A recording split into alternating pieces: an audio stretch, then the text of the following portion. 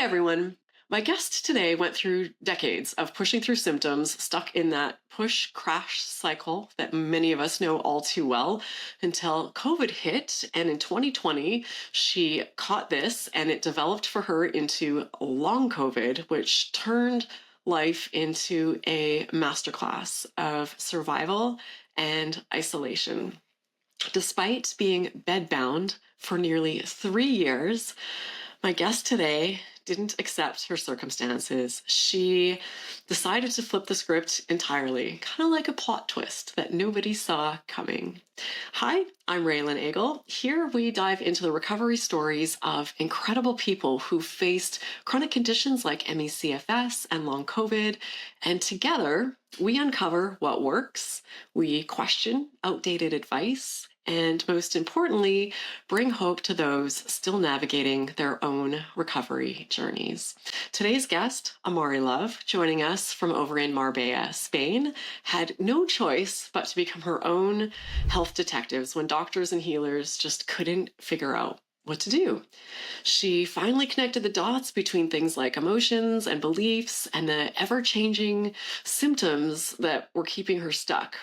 But she didn't even just stop there. Through continued deep work on healing, Amari not only recovered, she's now living at about 150%. That's like finding a bonus level in life. As they say, the only way out of things is through them, and Amari's here to share how she made that happen. Amari, so incredible to have you back here on the channel. Thanks for being here. Thank you. I'm so happy to see you, Raelan. It's great to be here. Oh, so nice. I love returning guests. So I know you talked about in your first interview in depth your journey with your health, so we won't spend, too much time on that. But for people who have not seen that interview, which we'll be sure to link at the end of this, can you give us, I know it's a big ask, but just a shorter overview of what you've been through that brought you to where you are right now and what you do right now? Yes, brilliant question. So I was someone who was quite typical of the chronic fatigue syndrome personality type, that very hardworking, industrious, earnest, push, want to be of service to other people, a very kind, caring personality type. In my opinion, this community is full of these people who are real givers, really good, kind people who don't deserve this horrible condition. And what I found was I was quite often sick, even as a child. I would have big reactions and not be able to go to school and pains, and they called them growing pains. And then in my teens, it became a slip disc in my back, digestive problems, and I was in and out of hospitals and alternative healers, really from the age of about 16, quite a lot. And then I did what I was asked to do by medical professionals, which at that time for things like chronic back pain, they would say bed rest. So now they say something different. Now they get you moving, which is better. If you go to hospital and you've got chronic back pain, they'll get you moving. So at least that's an improvement on 30 years ago. And things actually just seemed to keep getting worse. I would have things happen in my life. I would try and work, and then I would get slammed with some other physical ailment, pain, anxiety, depression, one illness after another. Eventually, it became so, in my early 40s, it was difficult to go out. I couldn't go out in the evening. I just about managed to work. And being this kind of personality type, I was very interested in working. So I had to put all my energy to one area. So I put it into work. And I worked super hard to write and make films and create and be productive. And that just kind of made things get worse and worse for my health until eventually I caught COVID and I simply could never get out of bed. It was kind of like I went down with COVID and I never got up again. And I kept waiting for it to end. But it was like a kind of 3 years of being housebound and bedbound, which was what it took for me to learn what I needed to learn to get up and out, to learn the steps that not only healed that 3 years of being severely ill, but the whole lifetime of leading up to it of moderate CFS or moderate ME. And I have to say, just because we're talking about, quite a hard time, I want to say to anyone who's listening, I'm very happy now, and I'm not at all ill now. And there is hope. And I'm 53. So no matter your age, there's hope. I have a client who's 79. So there's no time limit on this. I mean, one can get better and turn it around at any age. You're not too old. A request I get quite often by email is, am I too old to start this? No, you're not too old. We're not too old. Oh, absolutely not. I had an amazing interview go up recently with a woman who was in her 70s, and she'd been unwell for over 40 years and fully recovered. And I just, not only is that incredible, but just to not give up on recovery for 40 years. It was just this, like, I will find my answer at some point. And now she's vibrant in her 70s and living just like with your client. Like, it just, it's never too late. You're never too far gone. It's never too late to find a way out and start enjoying life. Yeah. But also there are I had a client who's 9 years old. One of my clients' child, did some work with them. So there is no age barrier at either end, young or old, to recovering. Yeah, absolutely. So we're going to do a bit more of a deep dive on some of the key elements of healing with your journey, with the clients that you work with. So I know that for you, that your understanding of TMS, the mind-body syndrome, really helped to turn your life around. So can you tell us a bit about that? Yes. When I heard about a book, which I'm sure we can link to, but a book by Dr. Sarno called The Mind-Body Prescription. And anyone who's listening to this, it's $10. You can get it on Amazon. And it changed my life. So in that book, the doctor was a back doctor who talks about how he found that all the conventional ways of treating back pain weren't really working for people. So he took it on himself to start studying what's really going on and to start interviewing everyone who came to him. And then he started inviting healthy people to be interviewed as well, people without back pain, and x-raying everyone. So he did this pervasive study where he discovered that your back pain is not caused by what you think it is. It's caused by stress and emotions and underlying stressors on your system. Therefore, the treatment needs to be completely different to what had previously been given. And hundreds of thousands of people read his book and cured their back pain. And then what's happened since then is TMS, which stands for the mind-body system, TMS practitioners have applied those theories to all kinds of other issues. So it doesn't matter if pain is in your back, your head, your heart, your legs, anywhere in your body or your mind, because it includes anxiety, depression, any kind of symptom can be treated using these principles. And these principles, I can't speak, anything in your system can be treated using the principles that John Sarno laid down. And for me to read that was revolutionary. It was mind-blowing. His books are the most cited books in my interviews above all. And actually the one that people cite the most is one of his other books, Healing Back Pain. And yes. I think in my recovery, I tried to be really broad I read literally hundreds of books. I read books about cancer recovery, diabetes recovery. It never would have occurred to me with chronic fatigue syndrome to read a book called Healing Back Pain and think that that had anything to do with what I was going through. And it absolutely does. And when you see, there's another really short YouTube video that came out. I don't even know who put it out, but I can link it. But it's a lot of the leaders in chronic pain science. Because, we've been piggybacking on chronic pain science for a while and using it for long COVID, for vaccine injuries, for chronic fatigue syndrome. But even now, these people are saying in these videos, like chronic pain and many other symptoms and long COVID. So even they are like, we kind of caught on first, like, ooh, what you're talking about works for us too. And now, everyone's sort of learning together, but it's incredible to see. And John Sarno mentioned chronic fatigue syndrome in his book, The Mind-Body Prescription. So it is in there, it's in the literature. And just as you're saying, everybody working with chronic pain, they're starting to, they will mention and other symptoms. Yeah. And he does in Healing Back Pain towards the end of the book start to talk about, I started to see oh my goodness, what patients were using for their back pain, they started using for all these other symptoms, and it was working for that as well. So, yeah. I'd like to share something now that's a little bit triggery. So I'm sorry to anyone watching this.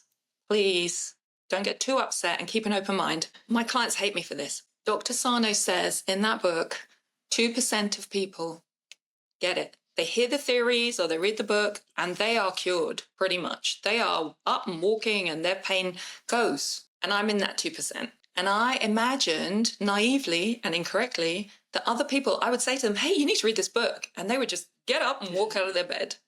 And I was completely wrong. That was very naive, but it means there's something to do with the way some of us are a little bit different in our brain structure or crunching information, digesting information.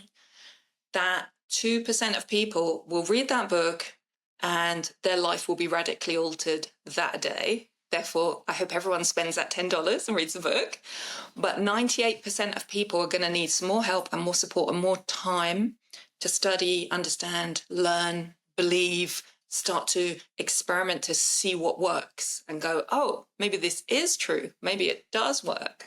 So I really just want to say that, because not only do people hate me for being in that 2% and being quite lucky, also people don't realize they're going to have to do a bit of work, and it's going to take a bit of time, but it does work. It does work when you realize the theory is so simple. The theory of the mind-body syndrome, or the mind-body system, is that your mind and body are together. That's so obvious and so simple that we tend to reject it, because we're saying, so anything in your system is going to be accessed by the mind-body system. It's incorrect to think that if you have pain in your arm, you should put just something on your arm. You need to address, it could be coming from your heart. It's very likely to be a heart-based issue. It's very likely to be emotional, even though it might express as real pain in your arm or back or head or other symptoms. And understanding that connection between your arm and your brain, that when it senses something, it signals up to the brain, and then the brain creates symptoms in the body. And sometimes there are miscommunications, sometimes it's in response, it's in an error symptom that didn't need to be, like, there's so many things going on, but your brain and your nervous system are always involved. And I love that you pointed it out about that 2%. I've never heard it explained exactly that way, but I say a lot to people after now having talked to thousands of people through emails in my Facebook group and interviews, that those rapid cases like you do happen, but they are the exception, by far not the norm. And I think most of us are wired to look at those really rapid cases and feel like we are failing if we've done something wrong. What's wrong? How come they got it? And it's like me with my YouTube channel. If I looked at every person who got 10 million subscribers in a month and thought, wow, I'm a failure. Yeah, it does happen. But it's like getting angry at yourself for not winning the lottery every day. I think of you as like a lottery winner. For whatever reason, you were wired, it happened for you very fast. But for the vast majority of us, we're going to have to work at it. And it's just important to have realistic expectations with your recovery. And just to speak to that and to reassure people, TMS was the first step, and is and can be the first step for many people. Understanding TMS and working with TMS can literally get you back to work. It can literally get you out of bed. It can get you functioning. But I believe, or my experience has shown me, that there are more steps after that. There are a lot of TMS practitioners. So if anyone's watching who's thinking, I don't know what to do, I'm really stuck, I don't know what to do. Of course, TMS, and this, includes your wonderful work, Raelan. TMS is a way of, we could call it brain training. So we could say it's changing your thinking, your cognitive approach to, and we're going in through the mind, because you're reading a book or you're hearing theories. So we're going through the mind. So that's the brain. So it's a way of brain training. So that's a wonderful thing for people to consider doing if they're stuck. And there are many TMS practitioners, and some of them will call it brain training or rewiring the brain, or as long as it's mind-body, is going to help people. But for me, the way that I'm working, I believe that then we need to deal with the underlying stressors. So what Dr. Sarno was sharing with us was that pain is being caused by something. It's just not being caused by what you think, or what, Yeah. you might think there's a dent in the bone, or on my back, for example, on my x-rays, it shows spurs on the spine. It shows deformations on the spine. So doctors in hospitals treat you for what shows up on your bones. And then when you find out, it's coming from emotions, heart-based issues, that's what's causing my pain, not the things on my bones, then it's good for me, and my experience has been, if we treat the emotions, the underlying stresses, and how we do that. And a lot of different practitioners will do different things, and there are different choices for people. But I believe TMS and understanding it can be the first step for so many people. It's such a wonderful thing to find out about. Yeah, absolutely. The emotional piece of, Dr. Sarno was big on, or not big on, but recognizing the repressed emotions. And he talked a lot about anger and rage and shame and all these things we don't feel we're allowed to feel in the world. It's not going to be safe for us if we show these emotions. So we push them down, and then our brain very cleverly is trying to protect us and creates distractions. And that might be back pain, or, it's fascinating to see how this all works. And it's definitely not how virtually any of us were brought up to think about pain and symptoms and illness. Right. Yeah. That's right. And the thing is, anyone who's watching this who's never heard these theories before, you are genuinely sick. And I was genuinely sick and in pain. And it was real. And it is real. It's as real as any illness. It's the worst pain and suffering anyone can have. Because sometimes people might hear what I'm saying and think I'm saying, oh, it's not real, that pain there. It's, like you're just down or something. That is not it at all. I had the worst pain and symptoms. And, I didn't want to carry on being alive. So I was really desperate. And a lot of people who haven't experienced it cannot imagine the suffering you're going through. So please know that whilst I'm saying this really can help, what you're going through is real. Yeah, it sounds invalidating, as if, there's nothing really wrong there. You're fine. You're imagining it. We just got it. But it absolutely is real. And I love Alan Gordon. I quote from, he works the pain, I'm sure you know, the Pain Psychology Center. And he says, patients say this all the time. So it doesn't mean it's not real. And he says, the criteria to use to determine if your symptom is real is, are you feeling it? And if the answer is yes, then it's real. There's no differentiation between the symptoms. There's no fake symptoms. There's no real symptoms. We all feel them the same in our body. And you absolutely are sick. It's not just imagined thing, like things that can be shown on test, physiological changes in your body, like your brain and your nervous system. It can do all sorts of things that are very real. It's just looking at the cause. Yeah. Yes. Yeah, absolutely. So I'm curious, because we talked a lot about, you had that 3 years of being bedbound after COVID and being very severe, but you also noticed decades before that of milder symptoms before the COVID. So, and it seems like there are many people who are walking around with this condition or some level of that state. And many people I interview say, yes, this was the acute phase, but I see now that it started years before. So what are your thoughts around what's happening there? Why are so many of us walking through life like this? Well, there are some beautiful theories about this. And I have to say, I think it is very simple that we are not designed for the life that we are living.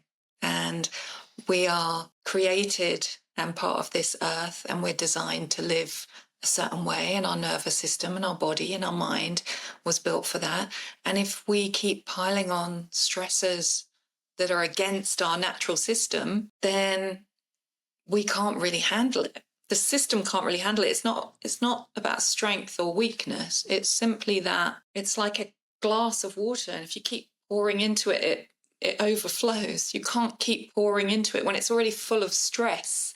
You can't keep adding more and more and more. At some point, we can't take it anymore. And for a lot of people who are chronically ill, I think that stress built up, and those moderate years where we have one injury that doesn't get better, or we have a few years of depression and we're on antidepressants to keep going, or we have pain and we're dealing with it in a certain way. These are messages that are speaking to us about something that isn't okay.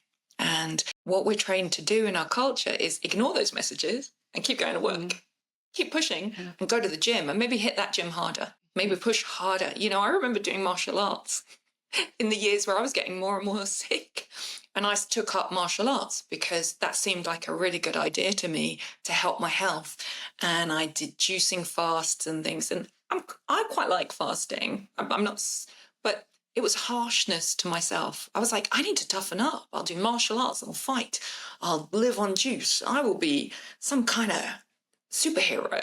And the problem is, what we need is to listen to the messages from our system, which are saying, I'm overloaded with stress and I need help and I need change and I need things to be different and I need care and love and kindness. But we don't even know how to recognize those messages because we were trained very young to give to everyone else. The reason the personality type is relevant to people with chronic conditions, which Gabor Mate talks about in his book, is this people-pleasing personality type is a mechanism to cope with life.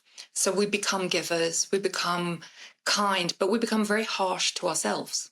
Therefore, it's easier. So my personality type meant I was always wearing leather and I rode a motorbike because I wanted to be so tough and so go-getter. And motorbike is the fastest mode of transport, so I will be on the fastest mode of transport.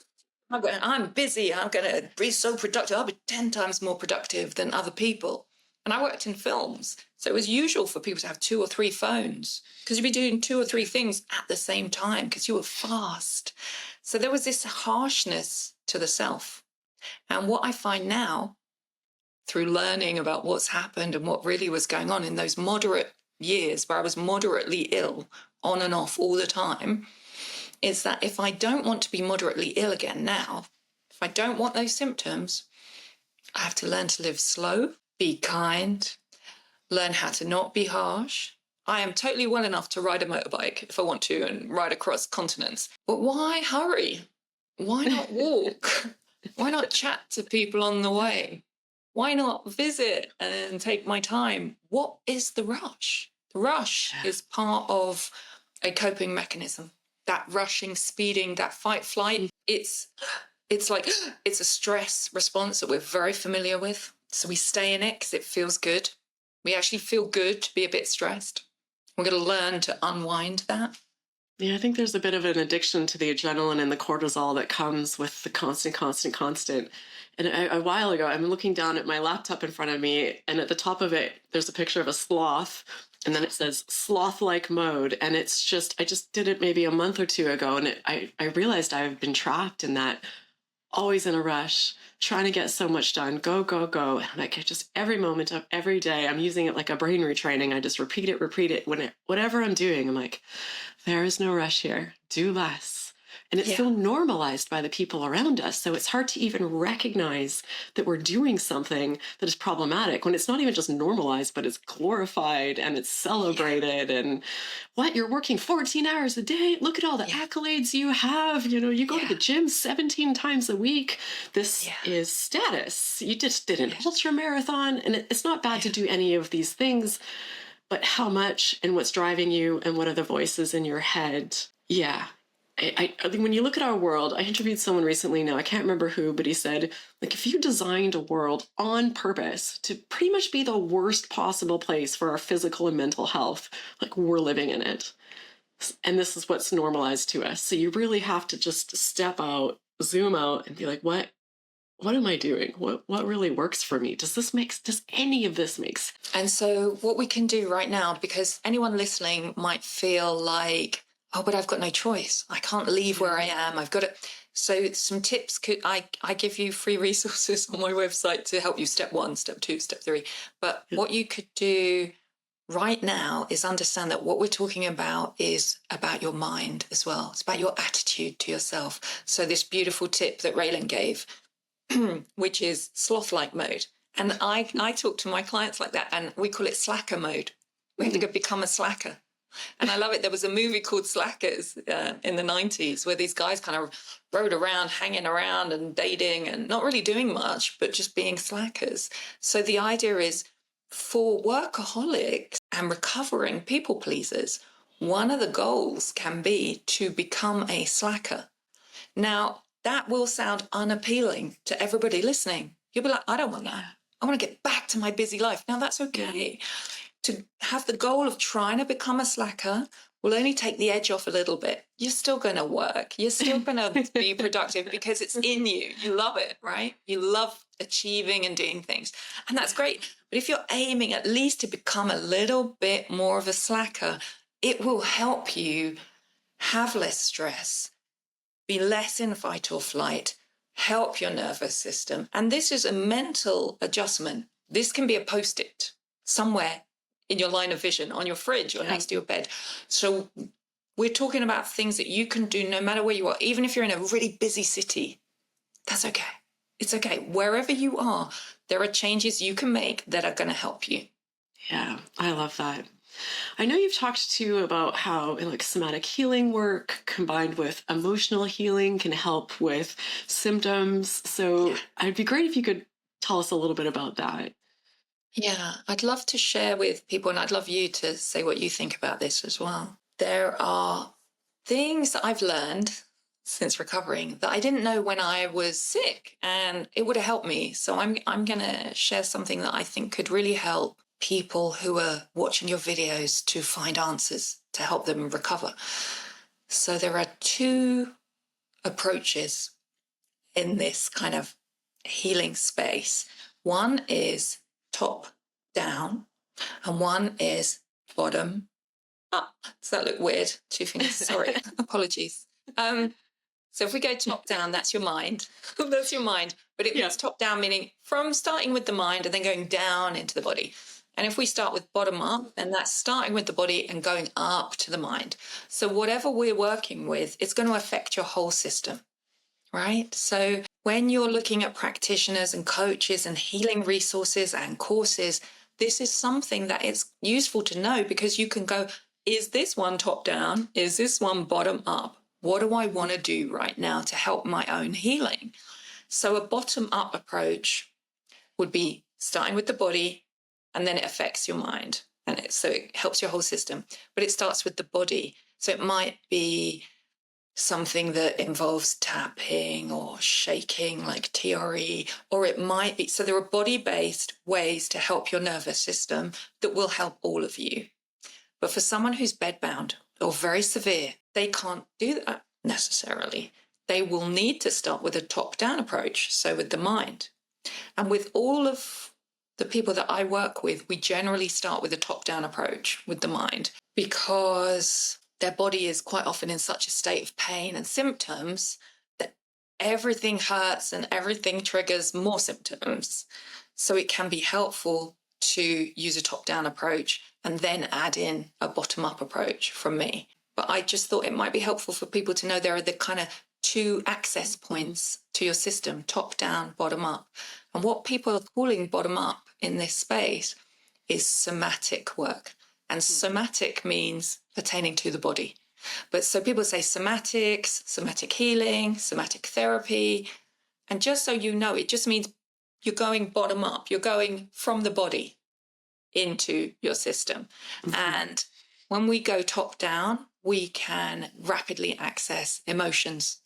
So I tend to work with my clients top down to start with, where we're talking, they're making cognitive changes, learning to slow down, learning to look at their beliefs, changing behaviors on the day-to-day, and also learning how to rest. People think they know how to rest, and learning how to walk. People think they know how to walk, but they don't know how to walk. And learning how to self-soothe. And then we go into the kind of body techniques, the somatic healing techniques that were developed by Peter Levine, who I went to study with in San Francisco near you last year. Oh my goodness. Absolutely incredible. I love all the incredible people that you've studied with and how much you move around the world. Very impressive.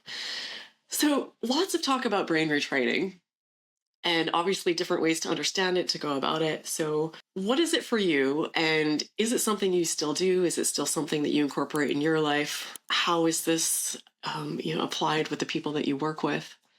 So I don't really call anything that I do brain retraining, because I believe that our brains are continually plastic and changing and training and retraining throughout our whole lives. So in the same way that when a little child learns the alphabet by singing and then learns to read books bit by bit, we're always learning and changing and adapting. And so in a way, I call it that I'm teaching and people working with me are learning. We can call it brain retraining. It's completely fine. They're just different words.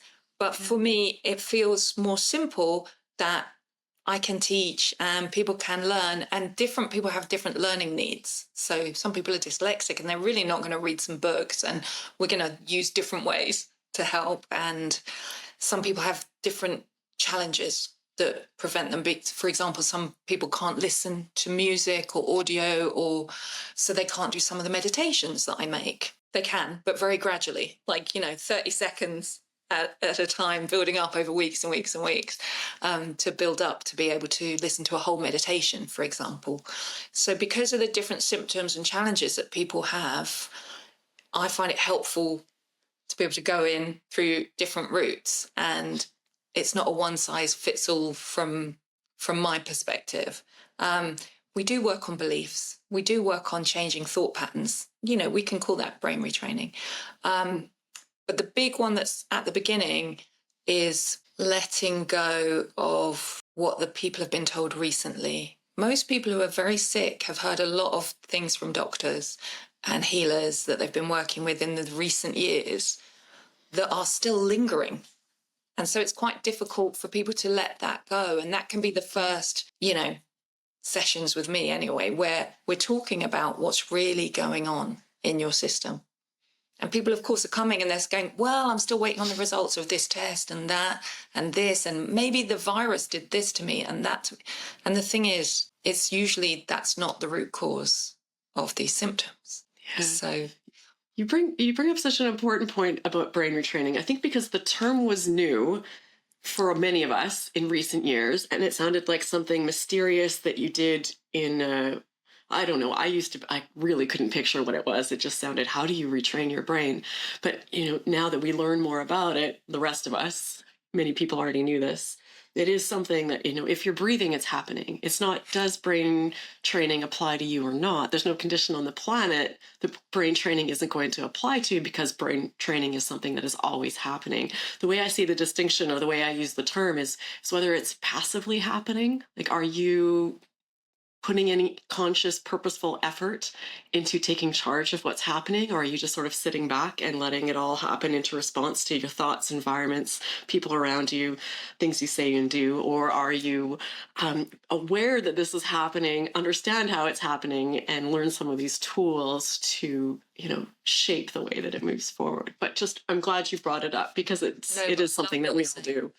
I love what you're saying, because what you're pointing to is how people can empower themselves.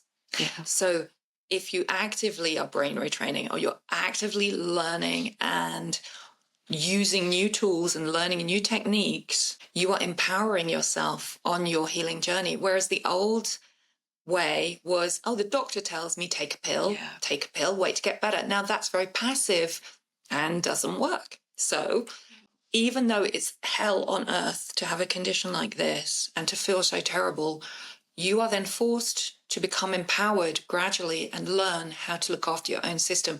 I wouldn't wish this on my worst enemy. It's a hell of a condition to go through, but you become empowered through the learning, through the new tools, through the techniques, through the understanding that you will gain.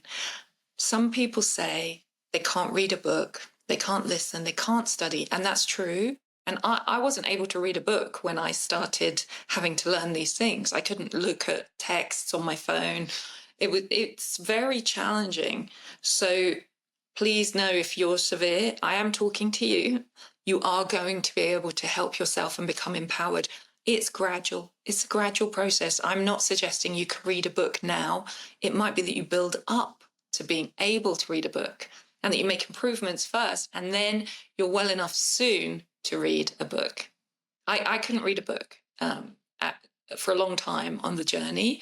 And then I did keep hearing about people who were getting better through studying. And I was like, studying? It's like, I can't.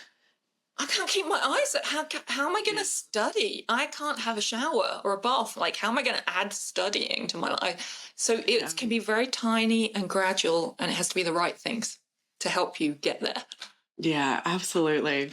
Well, we don't talk a lot about, more and more we're talking about this here, and I think we definitely need to keep this conversation going. People talk about the spirit or spirituality and that what role that has in their journey. So can you talk a little bit about that for us? Yes. I could quote Peter Levine again, but I have worked with a lot of other people as well. But he has this wonderful quotation. I can't quite remember it, but he says something like, the healing journey is an opportunity for an opening to spirit. And that's what happened for him when he was working on his own healing. And it definitely is what happened for me. And I'm not sure if it happens for everybody. I would definitely not say this has to be the answer for everybody, because I don't know another person's journey. But for me, I was raised without any religion, and we were like cool London people. We thought, we don't believe in God. Like, that's Americans. They do that. And then when I was sick, something happened. It felt like a miracle came into my heart, and I felt that I was no longer alone, and that I would be able to manage to stay alive long enough to get to the end of this. It was a heart-based feeling. It was no logic. And it felt like spirit came into my heart. And so when you said earlier, for example, who knows the reason why I might be in the 2% of people who just got the TMS book and then could keep going with the studying and learning the next techniques, I believe that that's my path, that I was meant to do this. So for me, it feels very simple. So there is an opening there for people later in their journey. I think when people are full of symptoms and feeling terrible, the only thing they want is just help me feel better now. We don't want to sit around and chat about spiritual things. I want to get better. And I'm like, yes, you got to do these practical things to get better. It's practical. There are tools and techniques. And if you do them, you will get better. You can go back to work. You can lead a good life. But there is also an opportunity there if you choose to go deeper and go, why did my life just get stopped? Am I meant to pause and reflect? What's happening here? There's an opportunity to ask deeper questions, but people don't have to. It's really a choice. And that is later in the journey, after people are really resilient and strong and feeling like, yep, I'm too busy socializing and working now. I don't want to think about that stuff. They've got a choice. Yeah, absolutely. So you've talked a bit about the work that you do with clients and some of the different approaches, but can you share for us in more detail, what does it look like? What sort of approaches do you use with your clients? If someone was considering coming to work with you, what would they expect that to look like? Thank you for asking. Yes. It starts with coaching, where most people need help to organize how to get through each day. So they're already often doing programs or things or something that maybe helped a bit a year ago, so they're still doing it, but it hasn't really led to a huge amount of progress. But then they're doing this other thing and they're doing half the teachings from something and a quarter of what the doctor said. And everyone's very confused, because it is very confusing when you're in this to know what to do to get out. There's a lot of information coming your way. So the first thing is we work out what to do on the day-to-day to help you feel better soon, like this week. And then, so that's practical, that's talking, that's cognitive work, and that's approach to how to survive. And then as we go along with coaching sessions, my clients are offered the opportunity, if they wish to do emotional healing sessions as they get stronger. So people have to be strong enough. You don't have to be super strong. You can be in bed even, but you have to be in a place where you're safe and you're ready and willing and wanting to do emotional healing work. Not everybody wants to, so it's a choice. And that then looks like more similar to meditation mixed with hypnosis, where you're guided. I guide the clients into talking to their own nervous system. And everyone's amazed. I have regular clients who turn up every session and say, I don't think anything's going to happen today. And then half an hour later, they're going, I can't believe this. Because your system is sending you messages. Your symptoms are messages. So there is something being communicated.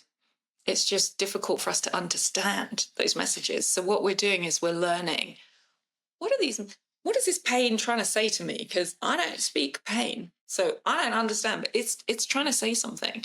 And it's amazing when we kind of clear the way of it and listen to our own system. It's very amazing work. Yeah, this sounds exactly in line with what most people I interview are telling me is helpful for them with recovery. And how incredible just to have someone to help you look at your day and just help you figure out all the things that you're trying to do. I cannot even begin to imagine how valuable it would have been, Amari, for me to have you when I was going through this on my own and all those confusing days, exhausted. I have like my checklist. I had 97 things that I thought I had to do every day, taken from the doctors, the books, the podcasts. Of course, I couldn't do all 97. And then every day at the end of the day, I'm like, I didn't do the 97 things. I'm never going to get better. And it's really scary on your own and it's hard to figure out. So yeah, it's absolutely incredible that you are here. Can I mention one thing? That's the thing when Raelan and I were chatting before, I asked her something and then I failed to mention it. It was about co-regulation. So it was something that occurred to me. The importance of this is, I think, a little bit underrepresented in the world of healing, because people know they need it. And what everyone calls it is community. People know they need community. People are desperate for community. Mm. It's very natural. We're hardwired for connection. We need community. Why do we need community? So when we're chronically sick, the reason that we need it is actually for our healing. We need to co-regulate. And it's something that's in the nervous system, and it's kind of a caveman brain situation. When we were cavemen, well, I shouldn't say that. I should say that in Paleolithic times, we knew it wasn't safe to be alone because a tiger can come and eat me or a lion can come and eat me. So our system knows it's not safe to do parasympathetic actions in the system when I'm alone. It's not safe. I need to be alert and I need to be in fight or flight in case a tiger comes. As soon as another person is there, and they could be on a computer screen because our brains haven't caught up with technology, as soon as another human being is there, my entire system goes, oh, good, let's do cleanup, let's do healing work, let's do digestion, let's do all those tasks that I need to do. And it's called co-regulation. It's extremely important. So I just want to put it out there in case someone who's listening to this has been trying to do healing for so long. They've been doing all the right things. Other people get better. They're going, why not me? Why not me? Yeah. It will very likely be because you need to co-regulate. And one tip that I give to people, which I want to share in this video, and it will make you laugh, is you need to start by buying a cuddly toy. Get a teddy bear. Get a teddy bear. It sounds ridiculous, right? It sounds laughable. I tell all my clients to do this. Loads of them ignore me. And 6 months later, I'm like, did you get a teddy bear? They go, no. Silly, I don't need that. Then I say, well, get a teddy bear. Still, you have to get one if you want to carry on working with me. The reason is you want to start co-regulating and you're showing to yourself that you are safe. If you have a partner who can give you hugs, you don't have to get a teddy bear. You can get hugs from your partner. If you are in a very loving environment where you literally can get hugs at will, always, you're very loved, then use that because it's going to help your healing. But most people feel very isolated and lonely with this condition. Even if they're in a living situation with others, they feel completely isolated. So it's time, if you can get a pet, even better. But a teddy bear is a great beginning. It's a great start to start co-regulating. It will help your healing. Oh my goodness, I love this so much. And so many people just recently have started talking about this. And even looking at my own journey, I didn't acknowledge this. And when I, wrote about it in my book, all the things I thought helped me heal. I don't think I ever once acknowledged that it started when I moved in with my now husband.